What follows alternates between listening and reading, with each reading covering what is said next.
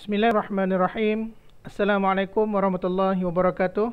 Dan juga selamat tengah hari pada semua ahli-ahli pembimbing rakan sembahyang SMK Tunku Panglima Besar, bagi kita membantu rakan-rakan kita. Jadi kemahiran mendengar ini buat pengetahuan ahli-ahli sekalian, dia sangat berguna bukan saja ketika kita melaksanakan tugas, tetapi dia akan berguna dalam kehidupan kita. Apabila kita mahir menggunakan kemahiran mendengar ini, banyak masalah yang kita boleh selesaikan.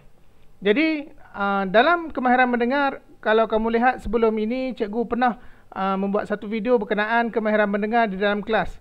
Tetapi perbezaannya, kemahiran mendengar yang cikgu ingin sampaikan pada hari ini adalah khusus untuk kegunaan pembimbing rakan sembahyang.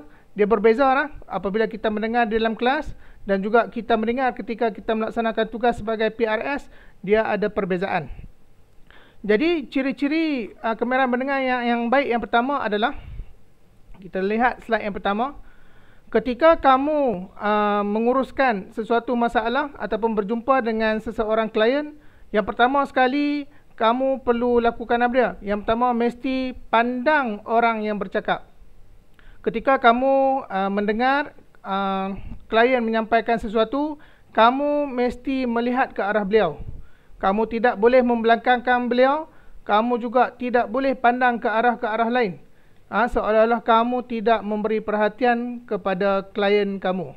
Jadi ini adalah satu perkara yang sangat mustahak yang perlu kamu tekankan. Okey, yang tu yang pertama, pandang orang yang bercakap. Perkara yang kedua yang perlu kamu ambil perhatian adalah, kamu perlu ataupun sentiasa sedar perasaan orang yang sedang bercakap. Kamu kena tahu ketika kamu bercakap dengan seseorang, adakah beliau sedang bergembira, ataupun adakah beliau sedang bersedih, ataupun dia ragu-ragu, ataupun dia cuba menyimpan perasaan beliau. Jadi kamu kena detect, kamu kena perhati pergerakan dan sebagainya, supaya kamu sedar apa yang disampaikan tu dia berada dalam keadaan yang bagaimana. Jadi gagallah sebagai seorang PRS, tiba-tiba kita tak boleh detect kawan kita tu sedang sedih. Bila dia sedang sedih, kita cuba buat lawak yang boleh mengganggukan lagi perasaan dia untuk menyampaikan sesuatu kepada kita. Ini adalah perkara kedua yang perlu kamu beri perhatian ketika kamu mendengar. Okey, kita teruskan kepada perkara yang ketiga. Perkara yang ketiga adalah dari segi kedudukan badan. Kedudukan badan kamu ketika kamu bercakap, ia memainkan peranan penting dan memberi keyakinan kepada orang yang ingin menyampaikan sesuatu. Sekiranya kamu duduk dan kamu memandang ke arah beliau dengan struktur badan yang cantik, menghala kepada beliau, klien akan merasakan dia lebih dihargai. Ataupun cara duduk kita, dari segi kita mendekatkan diri dengan dia, seolah-olah macam kita nak hendak memberi perhatian kepada beliau. Jangan pula kita memandang ke sana, memandang ke sini, kita tak perhatikan dia, dengan keadaan kita menyelang kaki dan sebagainya, membuatkan klien rasa dirinya tidak dihargai dan menyebabkan beliau terbantut untuk menyampaikan sesuatu perkara kepada kita. Jadi kedudukan badan juga memainkan peranan ketika kamu melaksanakan orang kata kemahiran mendengar ini. Baik, seterusnya. Okey, sebagai seorang PRS, selalu saya tekankan perkara ini. Perkara ini sangat penting, iaitu apa dia? Elakkan melabel atau menilai orang yang sedang bercakap.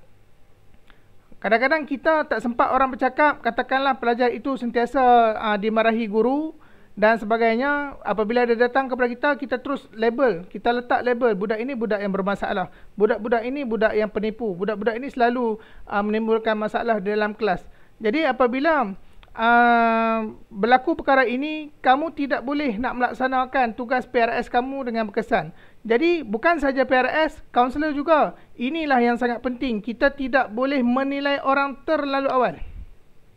Bila dia datang tu, kita tak boleh orang kata apa, kita melabel beliau. Sebab itu dalam prinsip PRS ataupun juga kaunseling, kita ada prinsip terima tanpa syarat.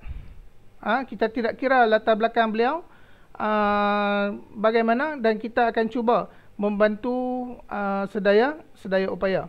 Jadi elakkan diri kamu untuk melakukan kesalahan yang besar ini. Okey, seterusnya Ini juga yang berkaitan dengan poin yang kedua tadi, iaitu bezakan perasaan sedih dan gembira.